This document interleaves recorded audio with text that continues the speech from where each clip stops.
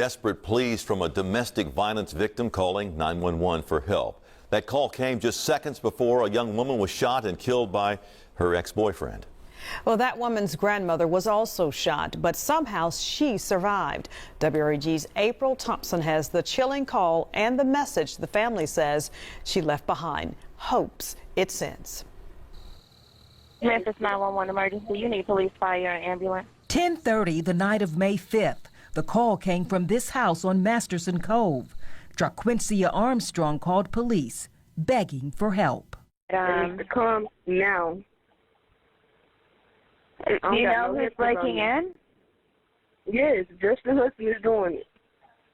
What's his name? Justin Hudson.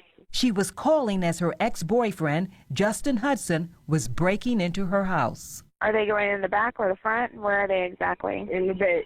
In the back. Come through the back of the house. They should have been here 30 minutes ago. Where they at? Police wouldn't get there in time. She just shot my grandma. She just shot my grandma. He just did what to your grandma? Ma'am? She is. Shot my grandma. She got a gun. She got a head. Okay, what did he do to your grandma? She couldn't answer. She was gone. Justin Hudson shot 3 people that night. Jaquincia Armstrong, his ex-girlfriend who called 911, died. Her grandmother was shot in the hand.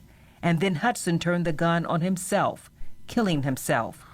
Rashonda Johnson is Armstrong's mother. Homicide came around and told me what had happened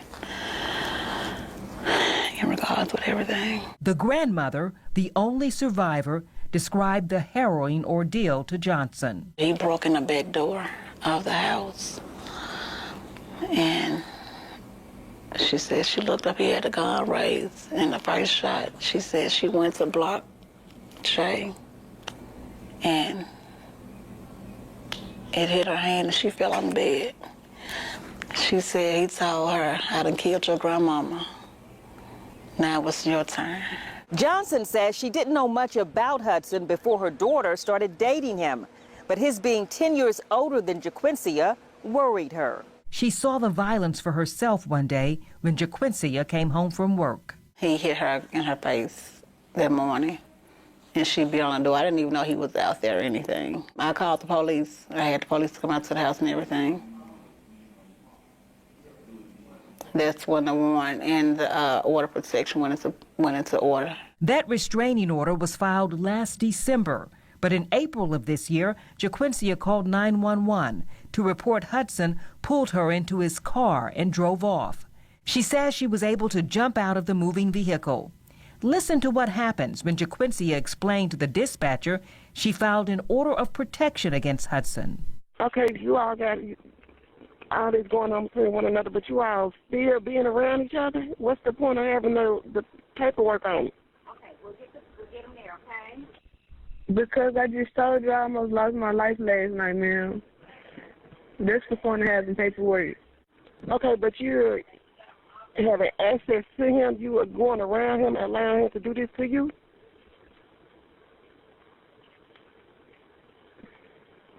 I've already talked about this with somebody else. I just want the report filed right now. Yeah, it was just like the police failed, you know.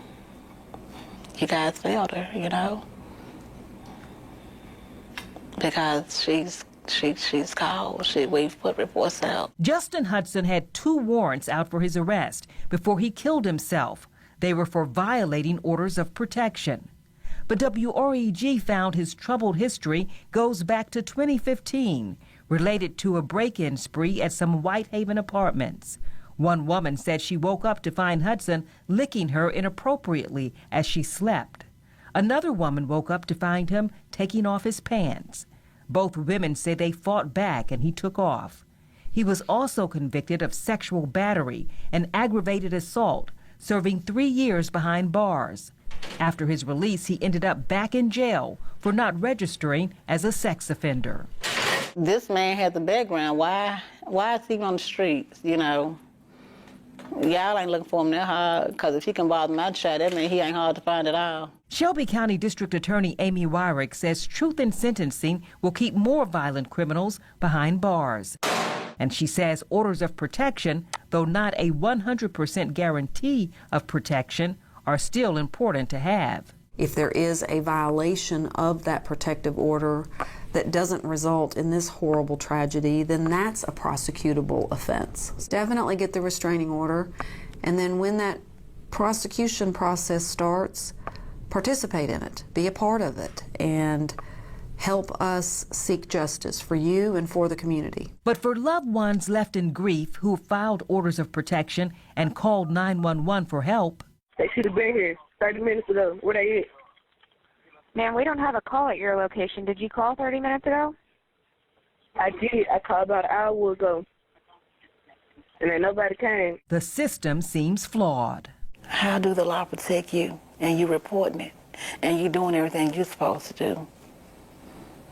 At what point am I protected? April Thompson, WREG News Channel 3. Very disturbing. Rashonda Johnson hopes her daughter's story will reach other abuse victims and encourage them to find a way out.